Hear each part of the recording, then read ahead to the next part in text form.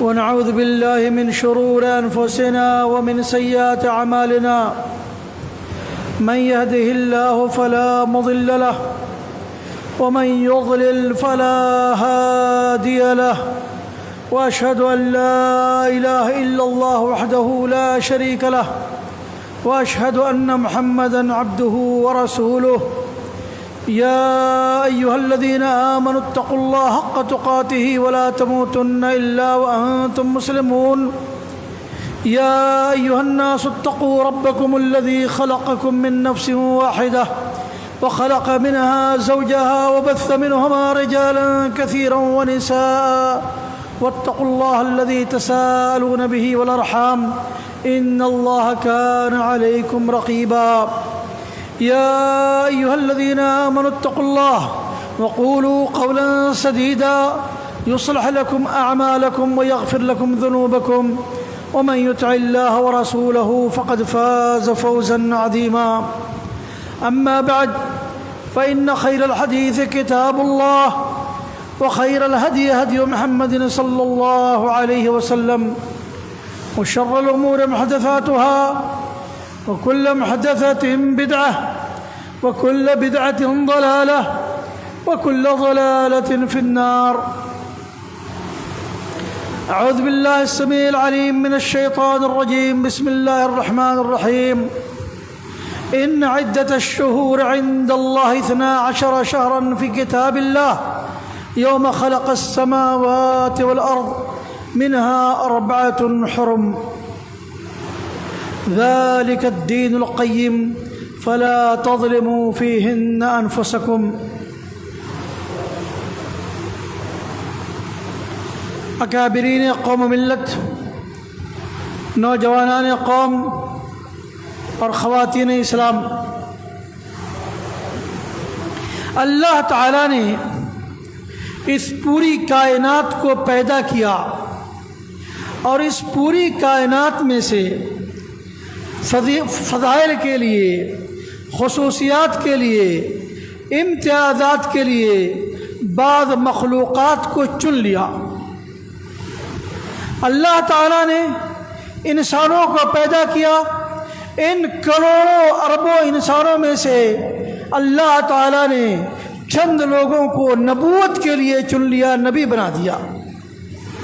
اللہ تعالیٰ نے یہ پوری زمین بسائی، اس پوری روئے زمین کو پیدا کیا اور اس روئے زمین کے بعض ٹکڑوں کو فضیلت اور خصوصیت کے لیے چن لیا.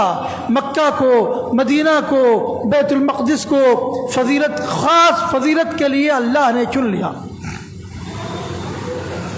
اسی طریقے سے اللہ تعالیٰ نے ایام اور اوقات کو بنایا، پیدا کیا، اور ان اوقات میں سے، مہینوں میں سے اللہ تعالیٰ نے بعض مہینوں کو، ان دنوں میں سے اللہ نے بعض دنوں کو فضیلت کے لیے چن لیا.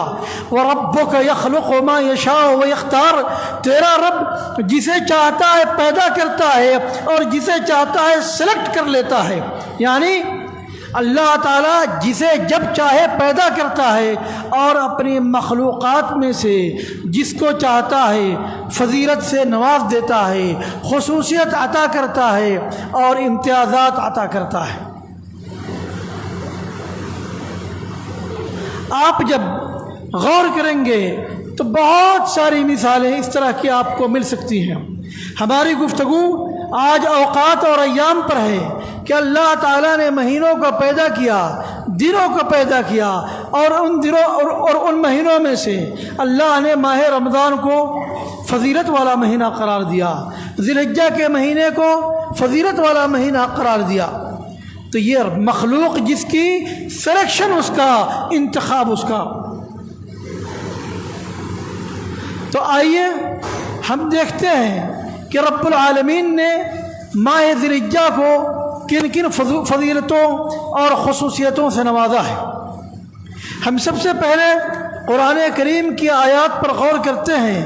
رب العالمین فرماتے ہیں ان عدت الشہور عند اللہ 12 شہرا فی کتاب اللہ یوم خلق السماوات والارض منها 4 حرم، کہ جس دن اللہ نے آسمانوں و زمین کو پیدا کیا اسی دن سے اللہ کے نزدیک مہینوں کی تعداد 12 ہے۔ مہینوں کی تعداد اسی دن سے اللہ کے نزدیک 12 ہے۔ ان 12 مہینوں میں سے 4 حرمت والے مہینے ہیں، عظمت والے مہینے ہیں، لہذا ان 4 حرمت والے مہینوں میں آپ اپنے آپ پر ظلم نہ کرو۔ گویا یہ 4 مہینے کی حرمت، 4 مہینے کی عظمت جب سے آسمان و زمین کی پیدائش ہوئی ہے اسی وقت سے دنیا ان مہینوں کا احترام کرتی ہے۔ یہ 4 مہینے کون کون سے ہیں؟ اللہ کے رسول کی حدیث میں اس کی وضاحت آئی ہے، ذوالقعدہ، ذوالحجہ، محرم اور رجب۔ یہ 4 مہینے حرمت والے مہینے ہیں۔ اس میں عرب جاہلیت کے زمانے میں بھی قتل و غارت گری بند کر دیتے تھے۔ اس مہینے کا احترام اتنا تھا کہ ان مہینوں میں عرب کے جاہل لوگ، کافر لوگ بھی قتل و غارت گری، ظلم و زیادتی، لوٹ مار اس کو بالکل بند کر دیتے تھے۔ تو اللہ تعالیٰ نے یہ جو 4 مہینے کی حرمت بتائی ہے اس کا فائدہ یہ ہے کہ ذی الحجہ کا مہینہ حج کا ہوتا ہے، تو ذی الحجہ کے مہینے میں لوگ بآسانی حج کر سکیں۔ اور لوگوں کو پرانے زمانے میں بھی اور آج بھی لوگ جاتے ہیں تو لمبا وقت ہی لگتا ہے۔ ذی القعدہ کا مہینہ حاجیوں کے سفر کا ہوتا ہے، تو حاجی نہایت اطمینان اور سکون کے ساتھ امن و امان کے سائے میں اپنا سفر پورا کریں، اور حج کرنے کے بعد جب ذی الحجہ میں انہوں نے حج کر لیا تو محرم میں امن و امان کے سائے میں اپنے گھر لوٹ جائیں۔ تو ایک حج کا مہینہ ہوا، حج سے پہلے مکہ جانے کا مہینہ ہوا، اور حج کے بعد مکہ سے گھر لوٹنے کا مہینہ ہے۔ تو یہ 3 مہینے حرمت والے مہینے ہیں۔ پھر یہ 3 مہینے لگاتار ہیں۔ اس کے بعد رجب کا ایک مہینہ ہے جو سال کے بیچ میں آتا ہے، اس کو بھی حرمت والا مہینہ قرار دیا گیا تاکہ سال کے دوران بھی اگر کوئی خانہ کعبہ میں جا کر عمرہ کرنا چاہتا ہے یا کہیں کسی ضرورت سے سفر کرنا چاہتا ہے تو امن و امان کے ساتھ سفر کرے، اس پر کوئی راستے میں کسی طرح کی لوٹ مار نہ ہو اور وہ بالکل چین و سکون کے ساتھ سفر کو انجام دے سکے۔ تو یہ 4 مہینے حرمت کے مہینے ہیں۔ اللہ تعالیٰ نے خاص طور سے ان مہینوں کے بارے میں کہا فَلَا تَظْلِمُوا فِيهِنَّ أَنفُسَكُمْ، ان مہینوں میں اپنے آپ پر ظلم مت کرو۔ اس کا مطلب یہ نہیں ہے کہ دوسرے مہینوں میں یہ ظلم جائز نہیں، دوسرے مہینوں میں بھی یہ ظلم جائز نہیں ہے، لیکن اس مہینے میں اس کا وبال بڑھ جاتا ہے، اس کا درجہ اور گھناؤنا ہو جاتا ہے اگر کوئی آدمی ظلم کرتا ہے۔ اور ظلم میں ہر وہ چیز داخل ہے جس میں اللہ تعالیٰ کی نافرمانی ہو۔ یہ ظلم کا مطلب صرف یہ نہیں کہ کسی نے آپ نے کسی کو ستایا اور کسی پر ظلم کیا، کسی کا مال لوٹا، نہیں، ہر وہ عمل جس میں اللہ کی نافرمانی ہے وہ ظلم ہے، لہذا اپنے آپ پر ظلم مت کرو۔ اچھا، یہ تو حرمت کے اعتبار سے ذی الحجہ جو ہے یہ ایک حرمت والا مہینہ ہے، 4 مہینوں میں سے ایک ہے۔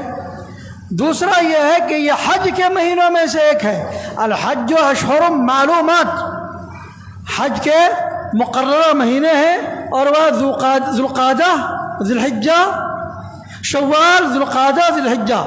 تو گویا ذی الحجہ حرمت والے مہینوں میں سے بھی ہے اور حج والے مہینوں میں سے بھی ایک ہے۔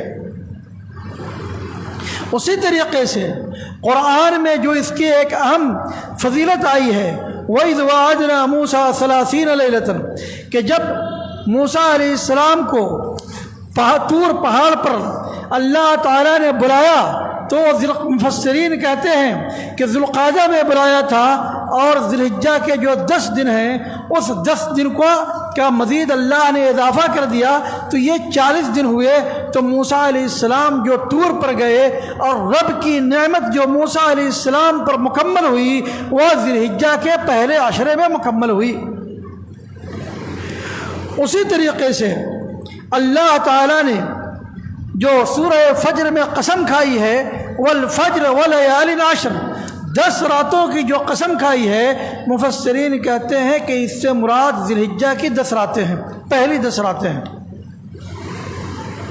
اسی طریقے سے قرآن میں اس بات کا اللہ نے حکم دیا ہے، وَيَذْكُرُ اسْمَ اللَّهِ فِي أَيَّامٍ مَّعْلُومَاتٍ، کہ معلوم دنوں میں اللہ کا ذکر کریں گے۔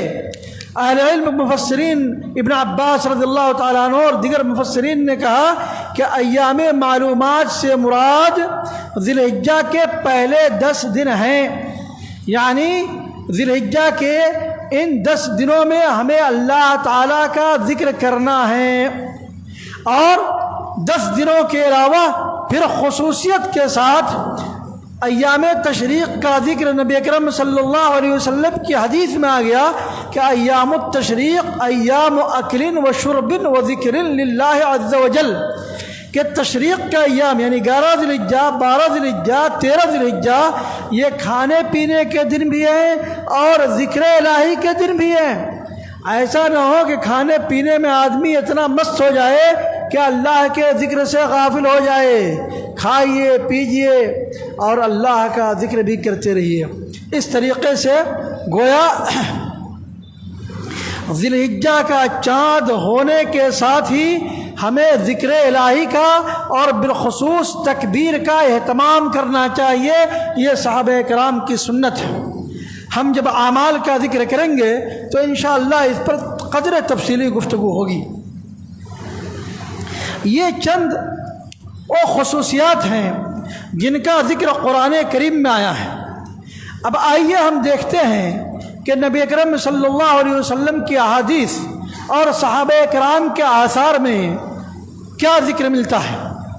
تو سب سے صحیح اور مشہور حدیث جو ان 10 دنوں کے بارے میں ہیں وہ یہ ہے کہ نبی اکرم صلی اللہ علیہ وسلم فرماتے ہیں، ما من ایام العمل الصالح فیہن احب الی اللہ من هذه الایام العشر، کہ ان 10 دنوں میں آپ جو عمل کریں گے نیک عمل، ان 10 دنوں میں، کن 10 دنوں میں؟ ذوالحجہ کے 10 دنوں میں جو آپ نیک عمل کریں گے وہ عمل سال کے پورے عمل سے بہتر ہے۔ آپ سال کے جس حصے میں عمل کریں ہر عمل سے بہتر ہے۔ صحابہ کرام نے جب یہ سنا کہ ان 10 دنوں میں سارا نیک عمل تمام دنوں کے عمل سے بہتر ہے، تو صحابہ کرام نے پوچھا کہ اللہ کے رسول، کہا کہ اگر ان جہاد بھی ان 10 دنوں کے نیک عمل کے برابر جہاد کا بھی درجہ نہیں ہے؟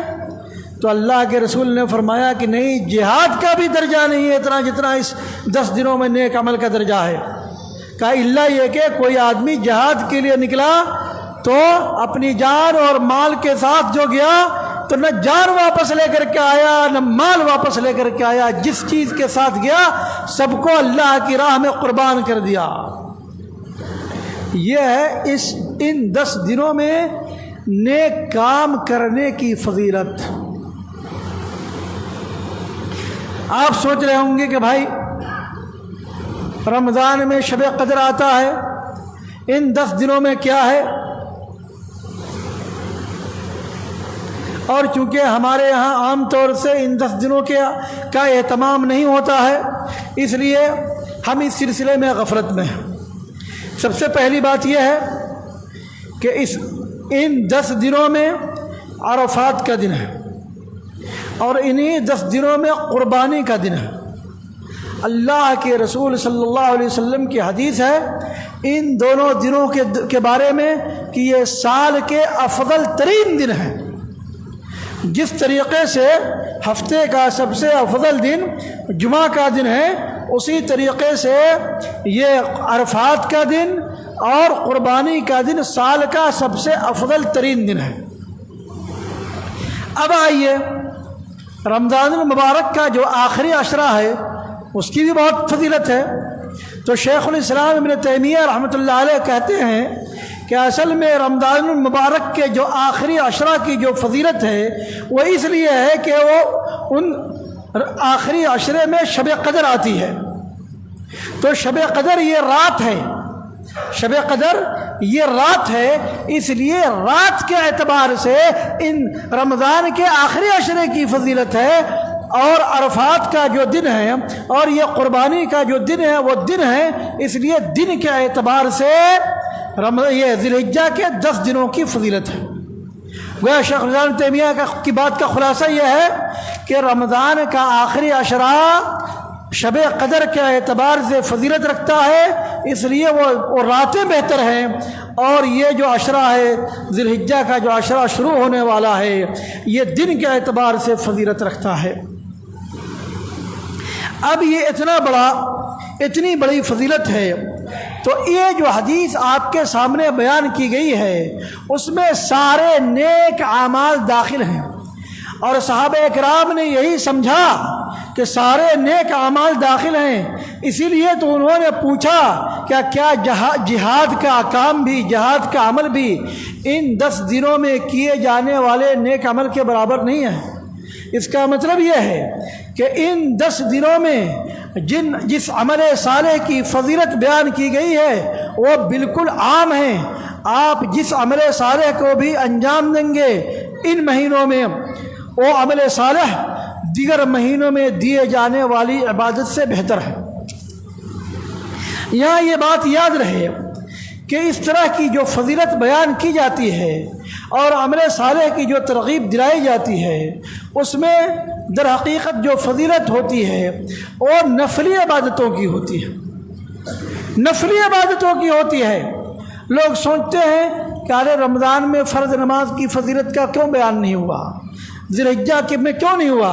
اس لیے کہ اس کی ضرورت ہی نہیں تھی، ان کے یہاں کوئی فرض نماز چھوڑتا نہیں تھا پورے سال بھر کہ ان کو ترغیب دلائی جائے کہ آپ ذی الحجہ میں پڑھیے، آپ رمضان میں فرض کی نماز پڑھیے، بلکہ ان کی صحابہ کرام کی صورتحال یہ تھی کہ ایک آدمی کو سہارا لے کر آتا تھا اور صف میں لا کر کھڑا کر دیتا تھا، یعنی جو آدمی چل نہیں سکتا تھا اس کو 2 آدمی سہارا دے کر لا کر کے صف میں کھڑا کر دیتا تھا۔ اس لیے ان کے ہاں نماز کا اتنا اہتمام تھا کہ وہ کہتے ہیں کہ نماز سے وہی شخص پیچھے رہتا تھا جو یا تو معذور ہوتا تھا یا جس کے بارے میں یہ معلوم تھا کہ وہ منافق ہے۔ تو میں یہ کہنا چاہتا ہوں کہ یہ فضیلتیں جو آئی ہیں وہ نفلی عبادات کے سلسلے میں ہیں، اور یہ اس قوم کے لیے ہے جس قوم کے پاس فرض نمازوں کا، فرض عبادتوں کا اہتمام پایا جاتا ہے۔ تو اس لیے ہمیں سب سے پہلے فرض نمازوں کا اہتمام کرنا چاہیے۔ اسی طریقے سے ان 10 دنوں میں یعنی ان 9 دنوں میں 1 ذی الحجہ سے لے کر 9 ذی الحجہ تک روزے کا بھی ہمیں اہتمام کرنا چاہیے، جیسا کہ احادیث اور آثار میں آتا ہے۔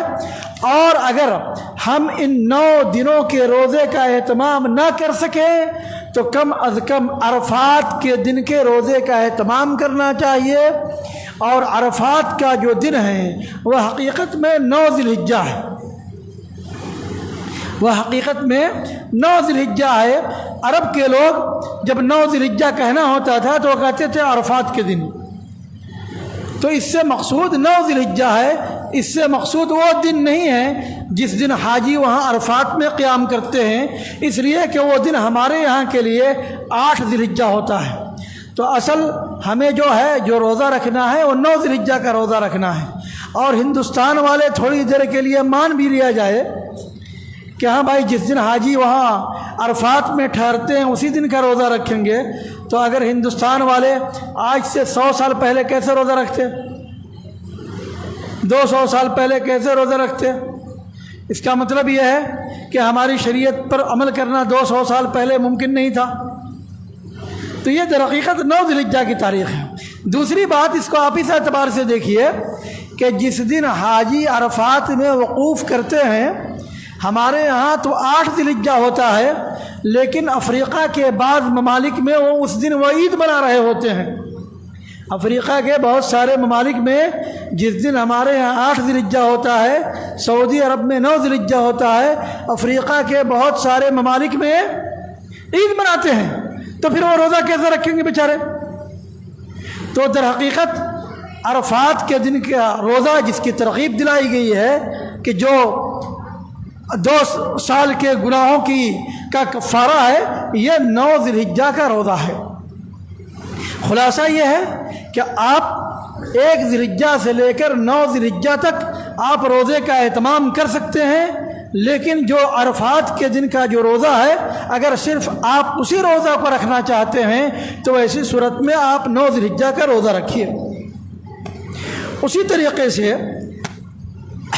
ذی الحجہ کا چاند طلوع ہونے کے بعد سے لے کر 13 ذی الحجہ کو جو مغرب کی اذان سے پہلے تک وقتاً فوقتاً گاہے بگاہے آپ اللہ کے ذکر کا اہتمام کیجئے، تکبیر کا اہتمام کیجئے۔ صحابہ اکرام کا یہی معمول تھا، اور ان جگہوں پر جہاں گھروں میں، بازاروں میں، جہاں مجلس میں لوگ ہیں، وہاں پر اللہ اکبر کہیے، تاکہ دوسرے سن کر آپ کی تکبیر کو سن کر ان کو بھی یاد آئے کہ ہم کو بھی تکبیر کہنا ہے۔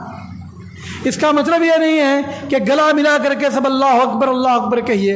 اس کا مطلب یہ ہے کہ جب دوسرے لوگ آپ کی تکبیر کو سنیں گے تو ان کے بات میں بھی دھیان میں یہ بات آئے گی کہ اچھا عشرہ ذی الحجہ یعنی ذی الحجہ کے 10 ایام چل رہے ہیں، ہمیں بھی تکبیر کا اہتمام کرنا چاہیے۔ تو یہ تکبیر ذی الحجہ کا چاند شروع ہونے سے لے کر اور 13 ذی الحجہ کی 13 ذی الحجہ کا سورج غروب ہونے تک ہے۔ اور اس میں قرآن کریم یہ افضل الذکر ہے، جیسا کہ بعض روایتوں میں آیا ہے۔ تو قرآن جب افضل ذکر ہے تو ہمیں قرآن کریم کی تلاوت کا بھی اس مہینے میں اہتمام کرنا چاہیے۔ اسی طریقے سے صدقہ، خیرات، صلہ رحمی، یعنی اللہ کے رسول نے جیسا کہ میں نے کہا کہ ہر نیک عمل کی ترغیب دلائی ہے، اور صحابہ کرام نے یہی تو سمجھا ہے، اسی لیے تو انہوں نے سوال کیا۔ اس کا مطلب یہ ہے کہ جو نیک عمل بھی آپ کر سکتے ہیں ان 10 دنوں میں اس کا اہتمام کیجیے، اور خصوصیت کے ساتھ ان 10 دنوں میں یا جس نیک عمل کی ترغیب آئی ہے وہ ہے قربانی۔ جو باہر حج پہ جو لوگ نہیں جا رہے ہیں ان کے لیے قربانی کی سنت ہے، جو سنت ابراہیمی ہے، ہمیں قربانی کی سنت کو ادا کرنا ہے۔ اور جن کو اللہ نے توفیق دیا ہے وہ حج پر جا چکے ہیں یا جا رہے ہیں، تو یہ حج اسلام کا ایک عظیم رکن ہے جس کی ادائیگی کے لیے لوگ جا رہے ہیں۔ اللہ تعالیٰ ان کے حج کو قبول فرمائے۔ اور جو لوگ نہیں جا سکے ہیں اور اللہ نے ان کو استطاعت دیا ہے، اللہ نے ان کو مال سے نوازا ہے، ان کے جسم کو طاقت عطا کی ہے، ایسے لوگوں پر فرض ہے کہ وہ حج کے فریضے کو ادا کریں۔ تو ابھی تو چونکہ ان کے لیے اب ممکن نہیں رہا، اس لیے آج ہی سے اگلے سال کا پروگرام بنائیں کہ اللہ نے جب ہمیں مالی استطاعت بھی دی ہے، جسمانی استطاعت بھی دی ہے، تو ہم اللہ کے لیے اس کے گھر کا ایک بار کم از کم جو حج ہے، جو حجۃ الاسلام کہتے ہیں، جو ہر آدمی پر، ہر استطاعت رکھنے والے مسلمان پر زندگی میں ایک بار فرض ہے، اس کے لیے پلان کریں اور اگلے سال اس حج کی ادائیگی کریں۔ معزز سامعین، در حقیقت ہم سے جو عبادتیں مطلوب ہیں ان عبادتوں کے لیے ضروری ہے کہ ہم ان عبادتوں کو اللہ کے لیے خالص طور پر بجا لائیں۔ خالص طور پر ہم ان عبادتوں کو اللہ کے لیے بجا لائیں، اس میں ریا و نمود سے پاک ہو، اور ریا و نمود سے پاک ہو۔ اور ریا اور نمود کے بہت سارے مظاہر بقرعید کے موسم میں سامنے آتے ہیں۔ بہت سارے لوگ جب قربانی کا بکرا جیسے ہی خریدتے ہیں اس کی پیٹھ پر ہاتھ پھیرتے ہوئے اپنی فوٹو بکرے کے ساتھ فیس بک پر یا سوشل میڈیا پر ڈالتے ہیں۔ بہت سارے لوگ جانور کو قربانی دیتے ہوئے چھری چلاتے ہوئے فوٹو لیتے ہیں اور اس کو سوشل میڈیا پر ڈالتے ہیں۔ بہت سارے لوگ فخریہ طور پہ یہ بیان کرتے ہیں کہ ارے اس کا بکرا تو 10,000 کا ہے، میں تو 30,000 کا لایا ہوں۔ نہ جانے ریا اور نمود کی کون کون سی شکلیں ہماری اس قربانی میں داخل ہو چکی ہیں۔ تو اگر ہماری یہ عبادت اللہ تعالیٰ کے لیے ہے تو ہم اپنی اس عبادت کو اللہ کے لیے خالص کریں، اس لیے کہ اللہ رب العالمین کو ہمارا تقوی مطلوب ہے، نہ گوشت مطلوب ہے، نہ پوست مطلوب ہے، نہ خون مطلوب ہے۔ لن ینال اللہ لحومها ولا دماؤها ولکن ینالہ التقوی منکم۔ اللہ کو تقوی مطلوب ہے، تو ہم اپنی ان عبادتوں کو اللہ کے لیے خالص کریں اور اپنی عبادتوں کو ریا اور نمود سے بچائیں۔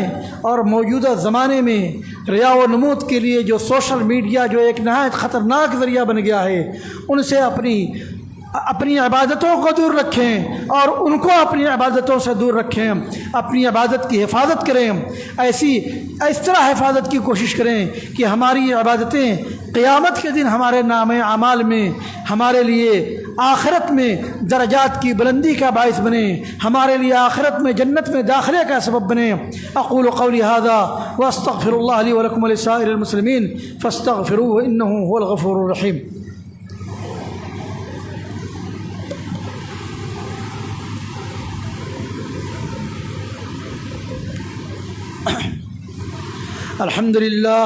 الحمد لله الذي أرسل رسوله بالهدى ودين الحق ليظهره على الدين كله، أرسله بالحق بشيرا ونذيرا وداعيا إلى الله بإذنه وسراجا منيرا.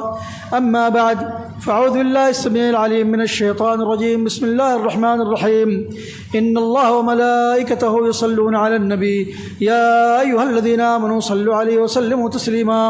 اللهم صل على محمد وعلى آل محمد كما صليت على إبراهيم وعلى آل إبراهيم إنك حميد مجيد، وبارك على محمد وعلى آل محمد كما باركت على إبراهيم وعلى آل إبراهيم إنك حميد مجيد. اللهم ارض عن الخلفاء الراشدين أبي بكر وعمر وعثمان وعلي وعن سائر الصحابة أجمعين وعنا معهم بجودك وكرمك يا أكرم الأكرمين. اللهم أعز الإسلام والمسلمين، اللهم أعز الإسلام والمسلمين، اللهم أعز الإسلام والمسلمين. اللهم اجعل كيد أعداء الدين في نحورهم وزلزل الأرض من تحت أقدامهم يا قوي يا عزيز. اللهم بلغ الحجاج إلى البلد الحرام آمنين، وارجعهم بعد الحج المبرور سالمين غانمين. ربنا آتنا في الدنيا حسنة وفي الآخرة حسنة وقنا عذاب النار. ربنا تقبل منا إنك أنت السميع العليم وتب علينا إنك أنت التواب الرحيم. سبحان ربك رب العزة عما يصفون، سلام على المرسلين والحمد لله رب العالمين.